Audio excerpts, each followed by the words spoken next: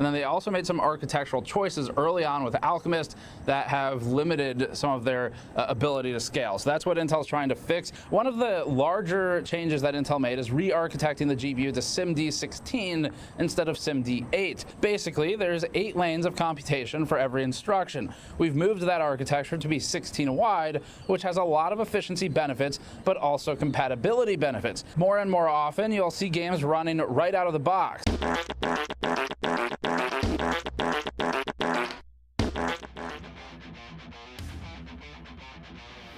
Here's the considerably goofy thing for today. I have installed Cyberpunk and I'm about to run this. Apparently it runs very well on Intel cards relative to the competition. And that's because Intel had optimized this thing called the TSU, the thread sorting unit, and another cache.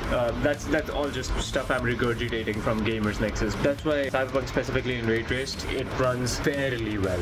Okay, wow, so these are the default settings it chose for me. Low ray tracing with super sampling on. Well, everything is high and ultra. I think I'm about to blow up this machine. So I'm just gonna run the benchmark. I know for other games I just booted up and showed you the FPS, just using the benchmark instead. Of course, I'll preface this by saying this is not how I would optimize this game. This is the settings that it chose for itself, so we'll let it run.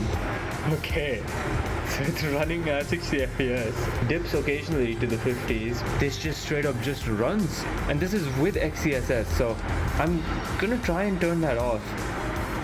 But do I really need to? It looks awesome. That was a genuine surprise. When it's on the streets, it's giving 50 FPS, but I think that's because of the CPU and the crowd density. Here you can see average FPS 69. Nice. Minimum was 56. What I'm going to do next is turn off XeSS. You know, everything this machine is doing after this CPU was installed, it's just making me happier. Touch wood. So let's see without XeSS.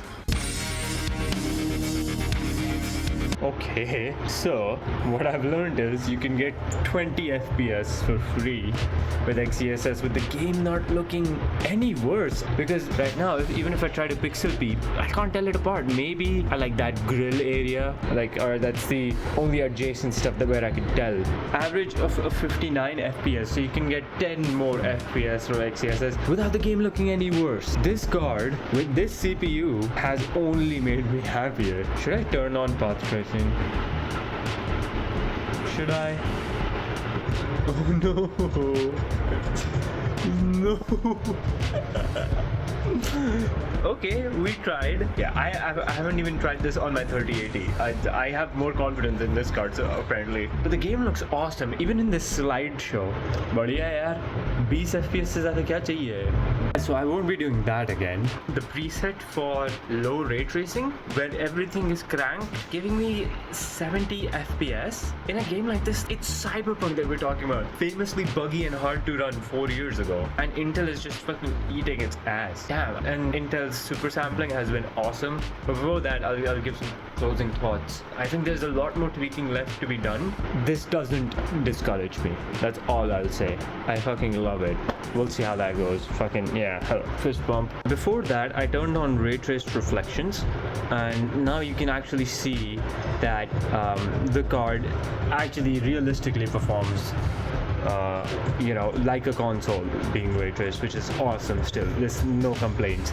So on ray tracing low mode, you only have ray traced local shadows. If you want to have ray traced reflections on, you have to be satisfied with console level performance. But I am satisfied. This is awesome.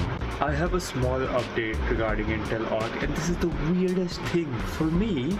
You remember how older CPU, the 3300X, it ran better with rebar off? It kinda is doing the same thing. I was playing Spider-Man. This card could not handle a lot of buildings together, so I disabled above 4G decoding, which is by the way required to enable rebar, and it's just working now. Test it out. I'm running time spy just to see if it's accurate. This is the weirdest behavior that I've seen with Intel Arc, and it's not really documented. Nobody is discussing this. I think this needs to be on the internet somewhere as well.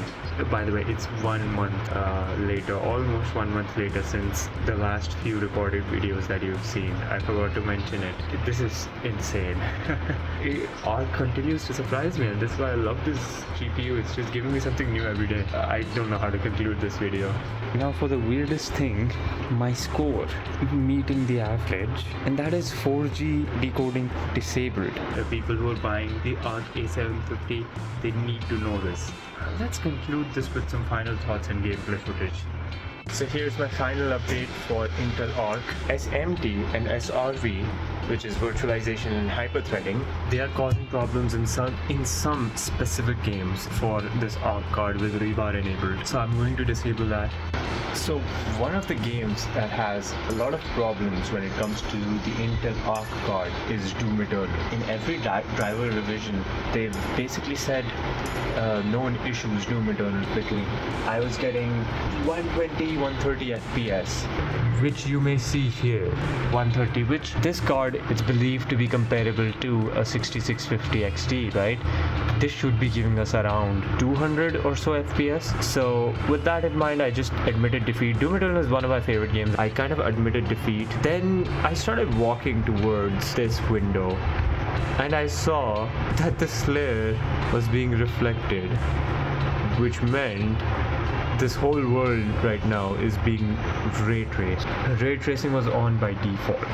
So when I removed ray tracing up to spec to like 180 to 200 FPS on all ultra, this card just, it sometimes surprises me, and then other times Spider-Man remastered. Okay, so concluding this video, so I've been using this card for around almost 3 months now, and at a point I forgot that I was using an Intel card. Even after my trials and tribulations with virtualization, SMT, and like rebar, I realized in the end like my motherboard was at fault. The ASRock B450M that I'm using, in the Intel community tab where I posted about this, as I said, like this needs to be on the internet, so I posted it on the community tab. I got a reply saying that motherboard that I'm using might be at fault. I don't think if I change the motherboard to a B450 it would magically just give 120 FPS on Uncharted. I don't think that's gonna happen. You know, Spider-Man is suddenly just not gonna be free of bugs. That's not how it works, but it might improve my 1% lows and such. I'm really happy with this card. You know, at a point I forgot that the whole video was about using an Intel card, and I know why Linus Tech Tips and all those other YouTubers say this. Like, you just forget that you're using another card, because at a point once you get used to it, you just know the kind of performance you can expect whenever you run any game. And whenever I ran any game, I was satisfied. Oh, and lastly,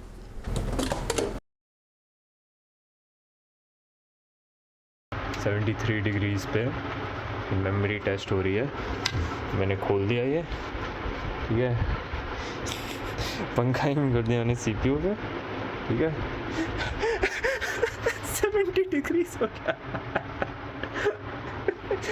घरेलू जुगाड़.